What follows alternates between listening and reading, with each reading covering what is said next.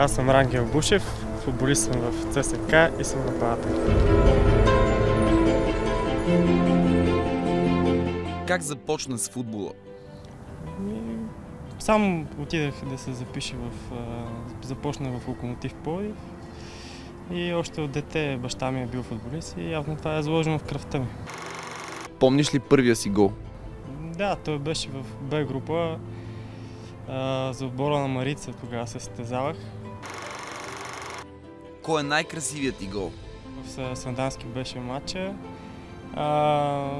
Играхме, мисля, че с ривски спортист, може да се лъжа. И аз бях на централен нападател и имаше един пробив от дясно на Руслан Иванов и той ми е център и аз с задна ножица успях да я вкарам. Как похарчи първите си пари, спечелени от футбол? С първите пари взех почерпка и вечеря за родителите ми. По този начин исках да им благодаря, че до този момент са били с мен и са грижили за мен. Имаш ли приятелка? Имам, да. Ще се жениш ли? Интересен въпрос. Каква музика слушаш? Значи мога да ти кажа, коя не ми е любима. Чалгата. Любима храна? Нещо. Аз по принцип си падам по сладкото. Любим детски спомен? Детски спомен. Трябва да помисля. Мач, който никога няма да забравиш? България-Германия, когато в София ги обърнахме 2-0, 3-2. Малък съм, а тогава помня го целия матч, аз след това съм гледал на записи и настръхвам. Любим футболист?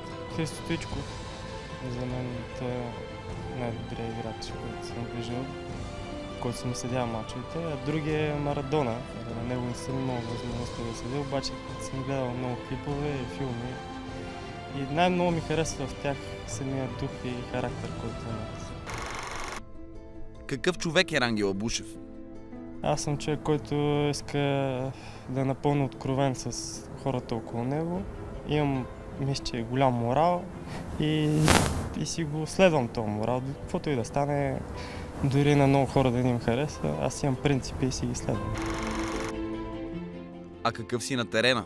Винаги се старая да давам максимум, да пресилям, да видят хората, че дори да ми липсва дадено някакво качество техническо, че аз го компенсирам с